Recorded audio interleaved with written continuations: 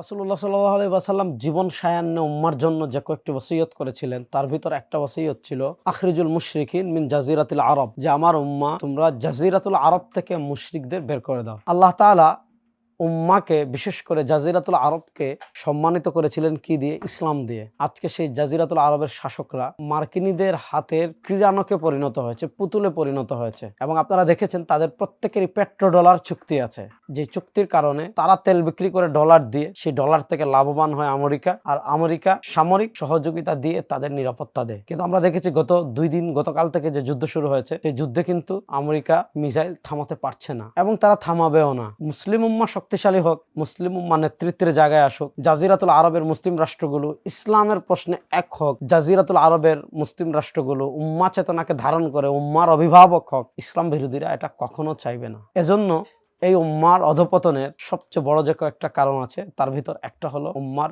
নেতৃত্বে অযোগ্য, দুনিয়ালোভী এবং ইসলাম বিরোধীদের সাথে আঘাতকারীরা অনেক জায়গায় চলে আসছে। সুতরাং এই শতাব্দীতে আমাদেরকে যে কয়েকটা চ্যালেঞ্জ মোকাবেলা করতে হবে, তার ভিতর একটা হলো উম্মাকে নেতৃত্বে পরিবর্তন আনতে হবে। রাসূলুল্লাহ সাল্লাল্লাহু আলাইহি ওয়াসাল্লাম অযোগ্য নেতৃত্বের কুফল এবং অযোগ্য নেতৃত্বের কি কি খারাপ দিক আছে এগুলা বিভিন্ন হাদিসে বর্ণনা করেছেন। এজন্য আমরা প্রথমত দোয়া করি আল্লাহ তাআলা জাজিরাতুল আরবের রাষ্ট্রগুলোকে অযোগ্য উম্মাহ চেতনা ধারণ করে না এমন নেতৃত্ব থেকে আল্লাহ তাআলা হেফাজত করুক। আল্লাহ তাআলা জাজিরাতুল আরবে এমন নেতৃত্ব দান করুক যারা উম্মাহ চেতনাকে ধারণ করে, উম্মার প্রতি ভালোবাসা ধারণ করে, উম্মার প্রশ্নে পুরো পৃথিবীকে লিড করে, পৃথিবীর কোথাও কোনো মুসলিম আক্রান্ত হলে তাদের হৃদয়ে আঘাত করে, এমন শাসক আল্লাহ তাআলা জাজিরাতুল আরবের রাষ্ট্রগুলোর শাসকদের দান করুন।